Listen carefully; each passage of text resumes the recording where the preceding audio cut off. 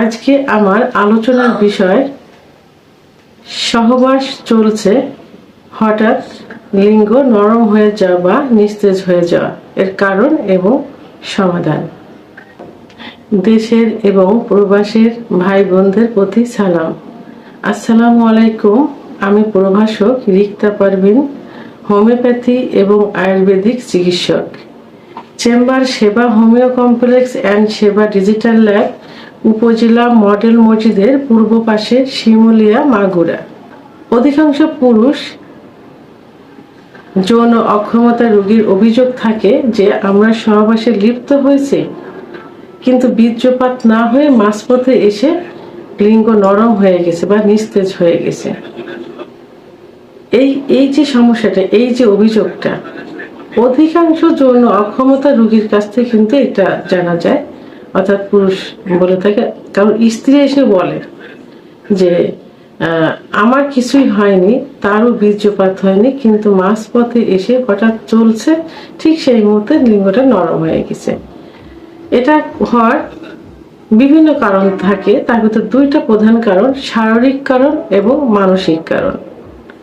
মানসিক যে কারণগুলো, সে কারণগুলোর মধ্যে অধিকাংশ সময় দেখা যায় যে স্ত্রী বা পার্টনারকে পছন্দ না হওয়া, সমঝোতার মাধ্যমে সহবাস না করা। আবার দেখা যায় যে স্বামী স্ত্রী যদি রাগারাগি থাকে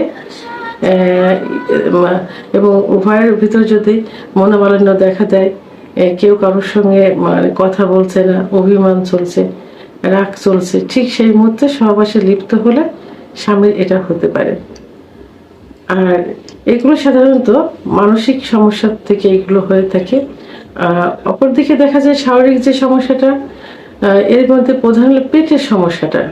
যাদের পেটের সমস্যা বেশি থাকে, অর্থাৎ দীর্ঘদিন যাদের আমশার সমস্যা থাকে, আইবিএস এর সমস্যা থাকে, এবং যারা ডায়াবেটিস, উচ্চ রক্তচাপ, হার্টের সমস্যা, লিভারের সমস্যায় ভুগছে, তাদেরও এই সমস্যাটা হয়ে থাকে।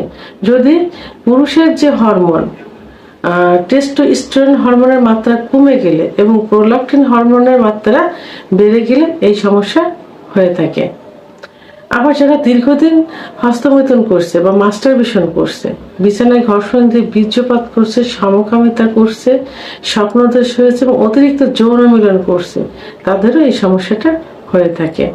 তো এই সমস্যা সমাধানের জন্য অবশ্যই যে কারণে সমস্যাগুলো হচ্ছে, সেই কারণগুলো ত্যাগ করতে হবে। অর্থাৎ স্বামী স্ত্রী পার্টনারের মধ্যে মধুর সম্পর্ক রাখতে হবে। সমঝোতার মাধ্যমে উভয় বুঝবে যে তারা সহবাসে লিপ্ত হবে, এবং গন্ডগোল, রাগারাগি, অভিমান দীর্ঘ সময় রাখা যাবে না। বিশেষ করে যৌন মিলনের পূর্বে সবকিছু ত্যাগ করে ভালো একটা মন নিয়ে, মধুর সম্পর্ক নিয়ে, ভালোবাসার সম্পর্ক নিয়ে সহবাসে লিপ্ত হতে হবে। এবং যারা ডায়াবেটিস, উচ্চ রক্তচাপে ভুগছেন, তাদেরকে অবশ্যই ডায়াবেটিস কন্ট্রোল রাখতে হবে, উচ্চ রক্তচাপ কন্ট্রোল রাখতে হবে, এবং হার্টের সমস্যা থাকলে প্রপারলি চিকিৎসকের তত্ত্বাবধানে থাকতে হবে। এই সমস্যা যদি দীর্ঘদিন থেকে যায়, অর্থাৎ মাঝপথে লিঙ্গ নিস্তেজ হয়ে যাওয়া, অর্থাৎ ইরেকটাইল ডিসফাংশন যদি দীর্ঘদিন থেকে যায়, তাহলে কিন্তু হার্ট অ্যাটাক করতে পারে, এমনকি স্ট্রোকের মতো ঝুঁকিও হতে পারে। তো এর জন্য কার্যকরী আজকে 4টা হোমিওপ্যাথি ওষুধের নাম বলবো, যে ওষুধগুলো খেলে একটু সময় নিয়ে এবং সঠিক ওষুধটা খেলে এই সমস্যার সমাধান সম্ভব হবে। আজকে প্রথম যে ওষুধটির নাম বলবো সেটি হলো অ্যাগনাস কাস্ট। অ্যাগনাস কাস্ট উত্থানজনিত সমস্যার, অর্থাৎ যাদের এই সমস্যা হয় যে সহবাস চলছে অথবা সহবাসে যাবে, ঠিক সেই মুহূর্তে লিঙ্গ নিস্তেজ হয়ে গেছে, সেই ক্ষেত্রে অ্যাগনাস কাস্ট ওষুধটি খুব ভালো কাজ করে থাকে। ওষুধটি 10 ফোঁটা ঠান্ডা পানি সহ দিনে 3 বার সেবন করতে হবে, খাবার আধা ঘন্টা আগে অথবা আধা ঘন্টা পরে। তো প্রয়োজনে 3 মাস পর্যন্ত সেবন করা যেতে পারে। 2 নম্বর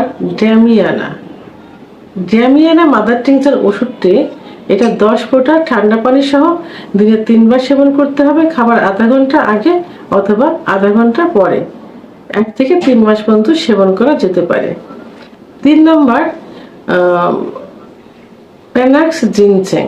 ফেনাক জিনসেন উত্থানজনিত সমস্যার জন্য খুব ভালো কাজ করে থাকে, খুব দ্রুত উত্থানজনিত সমস্যার সমাধান করে থাকে। তো এই ওষুধটি অর্থাৎ ফেনাক জিনসেন মাদার টিনচার 10 ফোঁটা করে ঠান্ডা পানি সহ দিনে 3 বার সেবন করতে হবে, খাবার আধা ঘন্টা। আর 4 নম্বর ইহমবিনাম। ইহমবিনাম মাদার টিনচার, এটা উত্থানজনিত সমস্যার জন্য গুরুত্বপূর্ণ ভূমিকা পালন করে থাকে।